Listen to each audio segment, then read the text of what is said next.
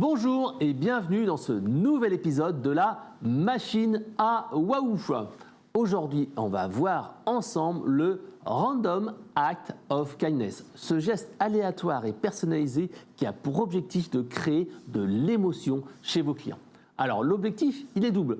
Le premier objectif qui paraît souvent le plus évident, c'est se dire tout simplement, je vais profiter de la visibilité auprès du réseau du client, voir s'il partage sur les réseaux sociaux, ça va donner un effet buzz. Mais ce n'est pas ça qui est le plus important.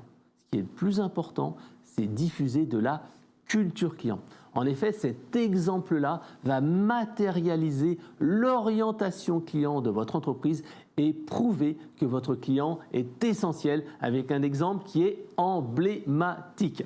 Alors ce geste tout simplement peut concerner soit des clients fidèles, tout simplement vous avez un client qui est là depuis des années et que vous voulez récompenser, ou une personne qui a fait une suggestion qui vous a permis d'améliorer vos produits. Et là tout simplement vous pouvez faire une vidéo, offrir un pack de goodies, quelque chose qui va marquer les esprits et qui est personnalisé pour ce client afin de prouver que la voix du client est essentielle.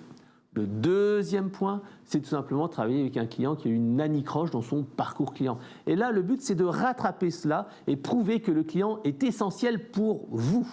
Et pour cela, il y a plusieurs exemples. Le premier, je vous donnerai, c'est tout simplement moi qui suis allé prendre l'avion pour la première fois avec ma fille de 3 ans. C'est vrai que l'hôtesse, elle passe, elle voit que ma fille est jeune et elle dit « bon, quel âge elle a? Est-ce que c'est son premier vol en avion, etc. » Et ensuite, elle repasse après avec le diplôme baptême de l'air de ma fille. Donc là, première émotion. Deuxième chose, elle nous dit « je sais que vous êtes un jeune couple, vous partez en vacances, vous n'avez pas forcément avec vous tout le matériel. Tenez, je vous offre cette tasse Air France et cette petite cuillère. Vous allez comme ça pouvoir nourrir votre fille pendant l'avion et pendant les vacances. » Et c'est vrai que cette tasse-là, on l'a gardée et on l'utilise encore. Et à chaque fois qu'on prend l'avion, on y pense encore. Ça a vraiment créé un moment d'émotion.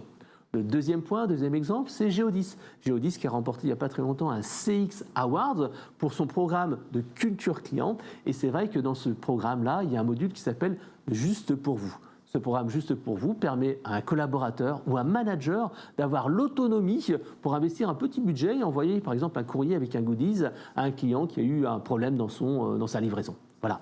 Donc vous voyez bien que cet aspect waouh, Random Act of Kindness, peut être créé de manière spontanée ou programmée. Spontanée, c'est vraiment à l'initiative de la personne, ou programmée, c'est un catalogue de gestes que l'on peut utiliser. Voilà. Ma petite astuce.